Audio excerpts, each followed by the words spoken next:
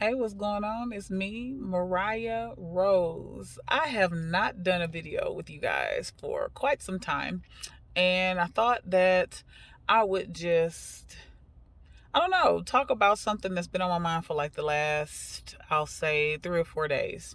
And I'm going to write about it. It'll be a part of my Mariah's Thoughts Thursday Thought post tomorrow. So be looking for that, the full length of it anyway.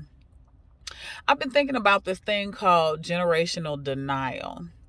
And I've been thinking about it because I have come across some situations here recently in my life that have caused me to take stock. They have caused me to evaluate my life's choices, decisions, the place that I'm in right now as we speak, and how those things have affected my children. Um, we know that generational curses are real. We know that there are things that cross over from generation to generation to generation. It could be, lack or debt, financial hardship. It could be, drug addiction, alcoholism. It could be witchcraft. It could be anything that we pass down or we inherit from those that have gone before us. And we have to get to the place that we begin to acknowledge those things. Whether we have inherited a generational curse or we have passed one down to someone who has come after us. It could be a child, it could be a niece, a nephew, because it's important to address, and we can't ignore it. We can't deny it, because nothing changes when we ignore or deny um, the existence of it. And I hear people say things like, well, I did the best I could, or, I rebuke that and we not claiming that. And those are all good in their places at the appropriate time. But at some point, we have to get to the place where I did the best I could is not just an excuse, and that we are actively taking part in changing the behavior that caused whatever the issue is so that it doesn't continue to be an issue.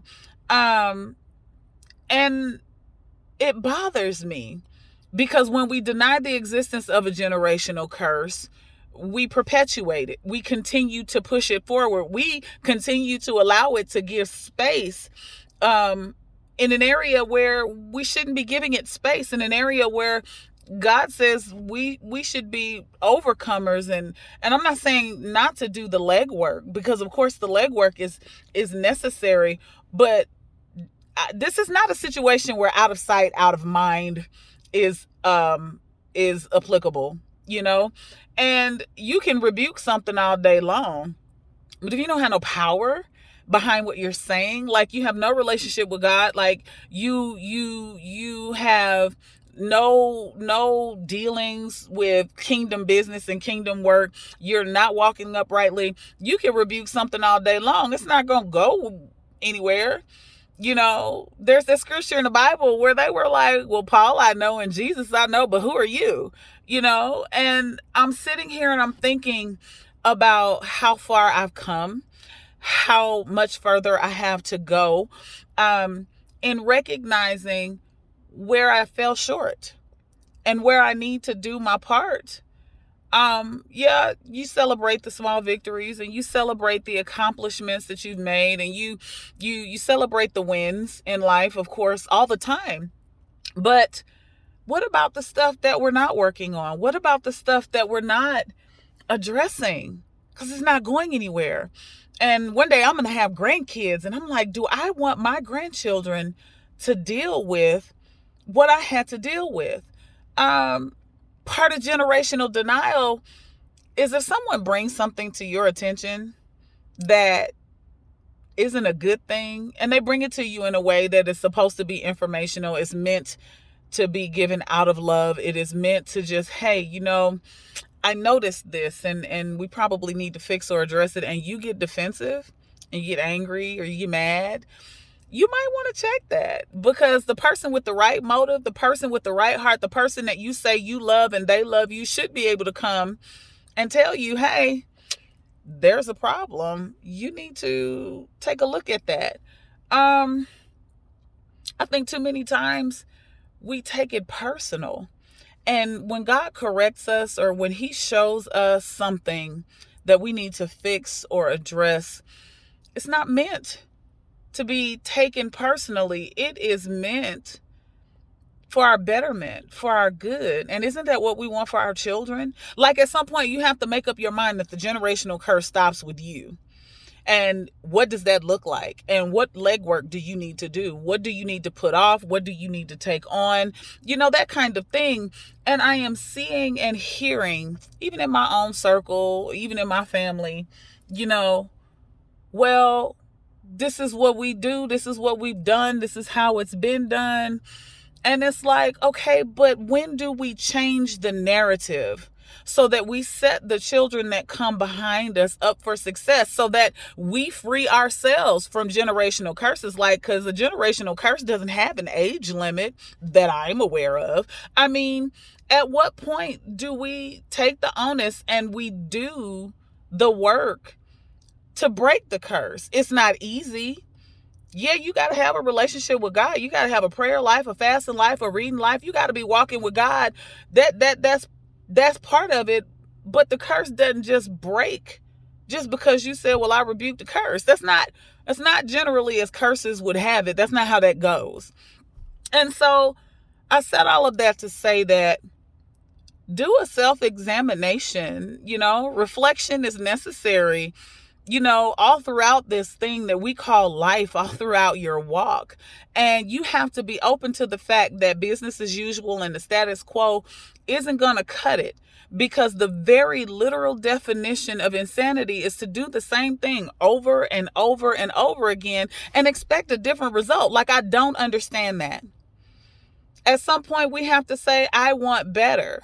Let me go get better. Let me go do better. I want my kids to have better. I want my grandkids to have better. Let me make sure. And I think sometimes we just sit and we put up with whatever worked when we were coming up. Like, I heard somebody say that we have to prepare our children for the life that they're in now, the world that they're in now, because it looks nothing like it did when I was growing up. It looks nothing like it did when my parents were growing up. It looks nothing like it did when my grandparents or my great-grandparents were growing up. There has to be a point where we say enough is enough, and we get in God's presence and in his face, and we begin to fervently seek him for what it will take to break the generational curses, whatever they are. And only you know what the generational curses in your family are. You know, I think we try to sweep it under the rug because we're maybe ashamed or prideful. God doesn't make us feel ashamed. It's people that do that, and people that are not close to God that make you feel shame. You know, God doesn't make us feel that way. We have to put aside our pride, and we have to say, okay, I did this wrong back then. Let me stop doing it now. What do I need to do to fix it? What way do I need to change my behavior so that I can make sure that it doesn't continue to happen? Generational denial is real, guys. I'm a living witness to it, you know, and I had to swallow some hard pills, and I had to say, man, God, I say I want change. What is it that I'm not doing? What do I need to do? And how do I go about doing it so that I can make sure that the curse really does stop with me? And I cannot hide behind, well, I'm doing the best I can, or I did the best I can, because to be in the presence of God dictates and requires that change take place. It may take some time. It may take effort and work and prayer, and you may have to hear some hard things, not just from God, but the people that God placed in your life. But it literally dictates that there be change. I don't want my children to deal with the generational curses I've had to deal with. And so I have to teach them and train them But I also have to change my behaviors that facilitated and perpetuated the generational curse to begin with. Because the minute that I recognize that this was not of God, that it is a generational curse, that is the moment that I have to begin to do the work and see God about breaking the curse so that my children don't have to deal with it. So with that being said, I hope everybody's having a wonderful evening. I will do more videos. I'm going to get better because I'm always thinking. I always have things that I want to share, and I always have things that I feel like God is dropping in my spirit to put out there into the universe. You all just take care, love on each other, recognize our deficiencies. And it's not to point at you and say you're imperfect. We're all imperfect. It is to say that at some point we have to say, this is not God.